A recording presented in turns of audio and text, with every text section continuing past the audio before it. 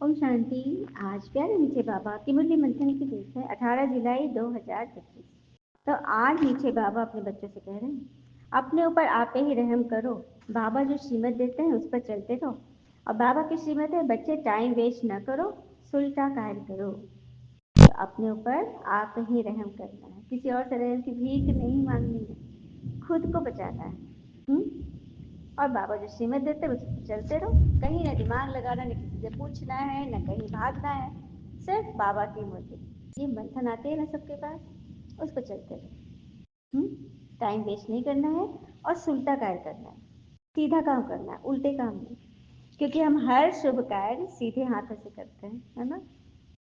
कहते हैं ना, पेन में जिस रंग की स्याही होगी, लिखावट कॉपी पे उसी रंग की उगेगी। ठीक वैसे ही जिस इंसान के मन में जैसे विचार होंगे, उनके कर्म भी वैसे ही हो जाएंगे। तो सोच को सुंदर रखना है, क्योंकि वही आगे चलकर हमारी पहचान बनती है। सोच ही बीज है। उत्तम कोटि का बीज डालिए मन की धरनी पर, तो फसल भी कैसा होगा? उत्तम कोटि का होगा ना। तो टाइम वेस्ट करना है क्या? नहीं ना। ये भी कहते हैं, कल खो दिया आज के लिए, कल खो दिया आज के लिए, आज खो दिया आने वाले कल के लिए। कभी जी न सके हम आज के लिए, बीत रही है जिंदगी कल आज और कल के लिए। ठीक है, इस तरह से समय के चक्रव्यूह में नहीं फंसना है। आज को जिंदा रखिए। आज अभी अभी ही मेरे लिए वो प्रेजेंट मोमेंट है जो स्वयं ईश्वर ने हमें दिया है। अभी, आज भी नहीं, अभी अभी अभी मुझे करना है अच्छे काम। बुरा काम, गुस्सा तो अभी अभी कर देते हैं, सेकंड में अभी अभी हमारे तरह तरह के नखरे आ जाते हैं। हाँ, तो अच्छे काम कीजिए अभी अभी, बुरे काम को टाल दीजिए। ठीक, बाबा को सौंप दीजिए। प्रश्न, जो तकदीरवान बच्चे हैं उनकी मुख्य धारणा कौन सी होगी? उत्तर, तकदीरवान बच्चे समय से उठकर बाबा को बहुत प्यार से याद करेंगे, बाबा से मीठी मीठी बातें करेंगे, कभी भी अपने ऊपर बेरहमी नहीं करेंगे। वह पास के ऑनर होने का पुरुषार्थ कर स्वयं को रजाई के लायक बनाएंगे। सुन लिया? सवेरे उठेंगे, बहुत प्यार से बाबा को याद करेंगे, मीठी मीठी बातें करेंगे। क्या करेंगे बातें बताएं? किस तरह से भगवान के नाम से बेड़ा पार होता है। आइए एक प्रसंग सुनते हैं। तो राम जी को जब राम जी ने जब रावण को मारकर माता सीता अपने अनुज लक्ष्मण के साथ पुष्पक विमान में बैठकर अपने सेवक हनुमान, जामवन, सुग्रीव व कुछ माननीयों के साथ अयोध्या लौट रहे थे, तो राम जी का अयोध्या में भव्य स्वागत हुआ। कुछ दिन पश्चात राम जी ने एक अश्वमेध यज्ञ का अनुष्ठान किया, जिस यज्ञ में बड़े बड़े राजा महाराजा, देव देवता, यक्ष, किन्नर, ऋषि मुनियों का आगमन हुआ। उस यज्ञ को संपूर्ण होने के लिए सभी ने आशीर्वाद दिया। उसी यज्ञ में एक राजा ने महर्षि वशिष्ठ का अपमान कर दिया। उसी यज्ञ के एक राजा ने, यज्ञ में महर्षि आए हुए थे, महर्षि वशिष्ठ, उनका अपमान कर दिया, जिससे महर्षि वशिष्ठ ने श्री राम जी से उसके प्राण मांग लिए। सुना? राम जी तो बोले हैं, प्राण लेने का वचन दे दिया वशिष्ठ को। गुस्सा उनको आ गया था। उस राजा को जैसे ही पता चला, वो भागकर माता अंजनी के पास अपने प्राणों की रक्षा के लिए पहुंच गए। माता अंजनी ने भरोसा दिया, तुम्हारे प्राणों की रक्षा मेरा बेटा हनुमान करेगा। तभी कुछ देर पश्चात हनुमान जी अपनी माता के पास पहुंचे। माता अंजनी ने उस राजा की रक्षा के लिए अपने पुत्र हनुमान से वचन ले लिया। हनुमान जी ने बिना कुछ सोचे जाने माता को वचन दे दिया, राजा के प्राणों से रक्षा का वचन दिया। अब उस राजा ने बताया कि मुझे अयोध्या के राजा श्री राम ने मारने के लिए वचनबद्ध हुए हैं। अब हनुमान जी बड़ी दुविधा में फंस गए। उन्होंने जाना नहीं था, बस माँ ने कहा कि एक को बचाना है, बोले ठीक है बचा दूंगा। अब जब जाने के राम जी ने वचन दिया है, तब तो दुविधा में फंस गया, अब क्या ही करे। अपनी माता के वचनों का पालन करने के लिए उस राजा की रक्षा करने लगे। तभी वह श्री राम पहुंच गए वहां और उस राजा को मारने के लिए वाण चला दिए। लेकिन श्री राम और उस राजा के बीच हनुमान जी खड़े थे, जो अपने आराध्य श्री राम का नाम जाप रहे थे, नाम जप कर रहे थे राम जी का। श्री राम जी का हर बार खाली हो जाता था, तो राम जी ने बड़े बड़े अस्त्र का प्रयोग किया, शस्त्र चलाए, लेकिन हर बार हनुमान जी को छूकर वापस आ जाता था। हनुमान जी अपने आराध्य श्री राम का जाप करते रहे। सभी देवता ये दृश्य देखकर आश्चर्यचकित थे। कि राम जी भी युद्ध करते करते मूर्छा आने लगे उनको, लेकिन उस राजा को मार नहीं सके। अंत में ऋषि विश्वामित्र ने बताया कि आपसे बड़ा तो आपका नाम है, इसीलिए आप उस राजा का वध नहीं कर सके। सुन लिया, भगवान का नाम सबसे बड़ा है। और यहाँ तो है, भगवान अपने नाम के साथ साथ अपना काम भी हमें बता दिया कि मैं क्या करने आया हूँ। ये मुरली चलाने ही बाबा आए हैं, यही उनका काम है। इस पर हमें कितना ही अटेंशन देना चाहिए था। एक डायरी रखनी है जिसमें अपने अच्छे विचार, बुरे विचार, जो भी है लिखना है, ताकि हमें याद रहे कि सारे दिन में हमने क्या क्या वह सोचा जिस वजह से मेरा चालान कटेगा। सीट बेल्ट नहीं लगाएंगे, रेड लाइट में क्रॉस कर जाएंगे, हाँ, और भी कुछ गलत उल्टे काम करेंगे तो चालान कटता है ना। सेकेंड में आपके फोन पे मैसेज आ जाएगा आपका इतना 1000 रुपया कट गया, होता है ना। उससे लोग कितना डरते हैं, लेकिन भगवान की श्रीमत के खिलाफ चल देते हैं। पापा बोलते हैं कुछ और बच्चे कहते हैं कुछ, तो चालान कटना चाहिए कि नहीं कटना चाहिए? हाँ, आपके फोन पे मैसेज नहीं आता है, लेकिन आपके कर्म पे ये नक नक हो जाता है आपके हिसाबों का। ठीक है, तो इससे बचना है। हाँ, ओम शांति। लाइट बनना है ना, पास में कौन है? बच्चे बाबा के सामने बैठे हैं तो जानते हैं हमारा बेहद का पिता यही है जो हमको बेहद का सुख देने आया है, लेकिन किस प्रमाण? श्रीमत प्रमाण। श्रीमत से ही बेहद का सुख मिलेगा। उनके लिए गाया जाता है लिबरेटर, रहम दिल, गाइड, बहुत महिमा करते हैं। लेकिन बाबा कहते हैं सिर्फ महिमा की बात नहीं है, मेरा तो फर्ज है बच्चों को सुख देना, सुखी करना। बेहद का बाबा भी मत देते हैं। उच्च बाबा है तो जरूर उनकी मत भी ऊंची होनी चाहिए ना। मत लेने वाली आत्मा है और देने वाला पिता परमात्मा है। आत्मा अच्छा और बुरा कर्म करती है। इस समय दुनिया को मिलती है रावण की मत।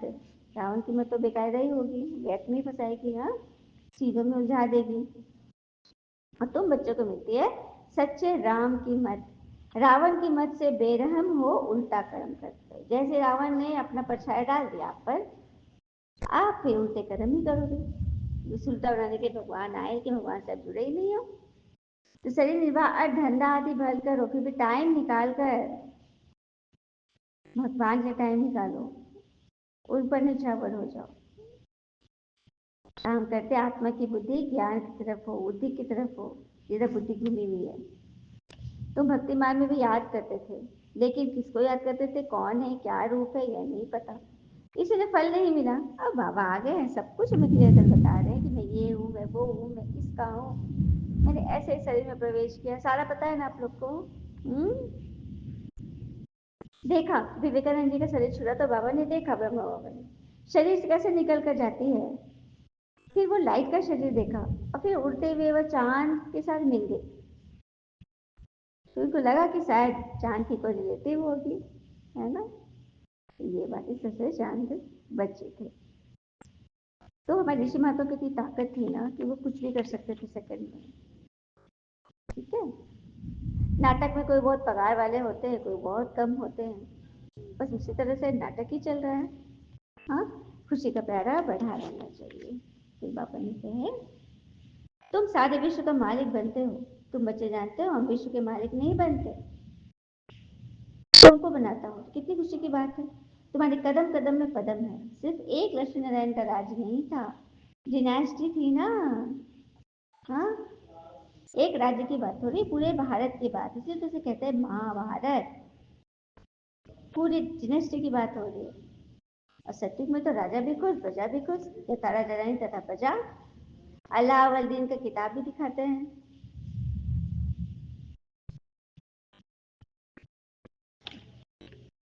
तो बाबा ने कहे ये तो घड़ी घड़ी पक्का हो जाना चाहिए, तो ये अब नहीं पक्का करेंगे तो कब करेंगे। परंतु आत्मा माया इतना पोजीशन करती है कि वह खुशी से उड़ नहीं सकती। बाबा को याद करते रहेंगे तो नशा चढ़ेगा। बाबा उनको विश्व का मालिक बनाते हैं, पर माया ऑपोजिशन में सब कुछ ही खुशी उड़ा देती है, होता है ना। हाँ, इसे तो बाबा समझाते हैं जितना हो सके याद करो तो नशा रहेगा।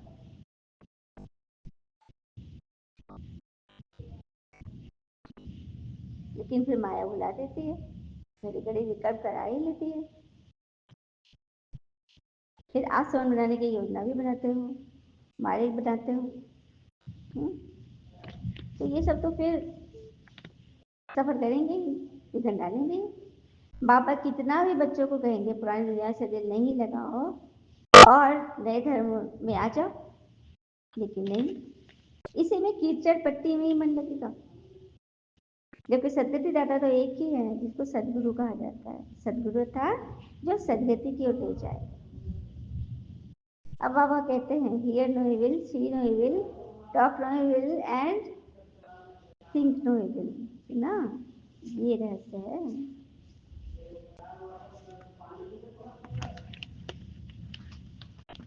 पापा ने बताया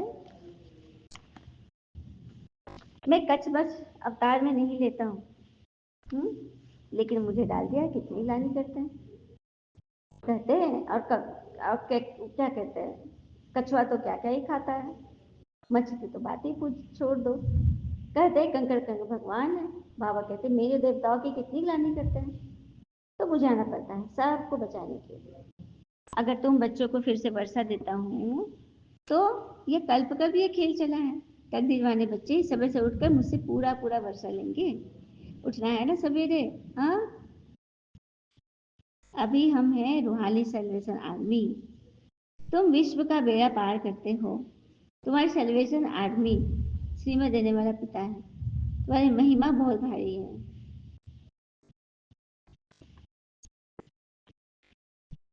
अच्छा, मीठे मीठे बच्चों प्रति भगवान की नमस्ते। हम बच्चों के भी प्यारे बाबा को नमस्ते। धारणा के लिए मुख्य सार पहले पॉइंट, पिता की याद के साथ साथ आप सामान बनाने की सेवा भी करनी है।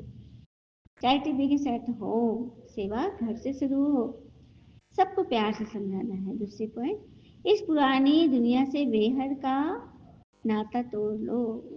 ठीक है, बेहद का नाता था बेहद के विकारी संबंधों से, हलचल से, क्वेश्चन से नाता तोड़ो।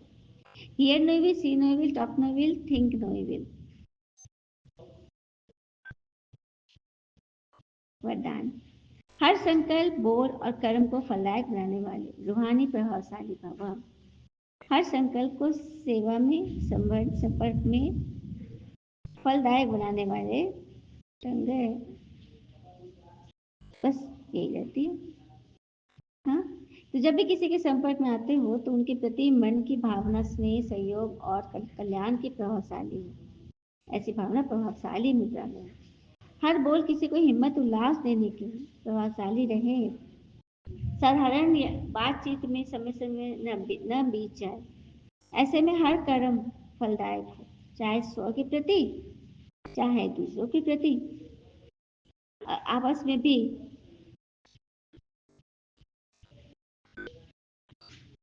भी हर रूप से प्रभावशाली बनो। सेवा में रूहानी प्रभावशाली बनो, तब बाबा को प्रत्यक्ष करने के निमित्त बन जाएंगे। रूहानी प्रभावशाली, जिस्मानी नहीं। जिस सेवा करेंगे ना उनको अपना मान सम्मान चाहिए होता है। हाँ, नहीं, उन्हें ईश्वर दे रहे हैं, ईश्वर ही उनके सब करता रहता है। अच्छा, स्लोगन है, ऐसे शुभ चिंतक मणि बनो जो आपकी किरणें विश्व को सकाश दे। बाबा का ये ज्ञान इतना प्यारा है, ये अपने लिए नहीं होता है, औरों के लिए होता है। और चीज की बात नहीं है, शुभ भावना, शुभ कामना, दुआएं, तो ये सिर्फ ब्रह्मा कुमारी ही दे सकती है हर परिस्थिति में।